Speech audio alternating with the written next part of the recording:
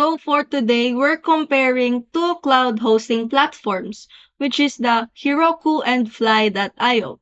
So let's dive in.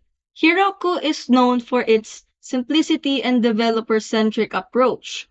And its pros are it is easy to set up, it has a great developer experience, and a large ecosystem of add-ons. And its cons, it is a high pricing at scale and recent limitations on free tier usage. Why on Fly.io, it focuses on providing edge computing with global deployment capabilities. And the pros?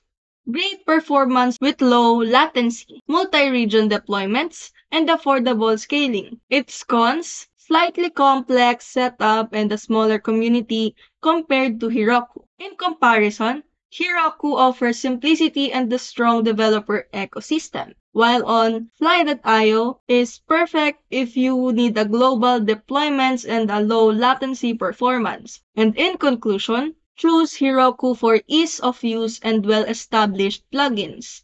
And then choose Fly.io if you need cutting-edge performance and a worldwide availability.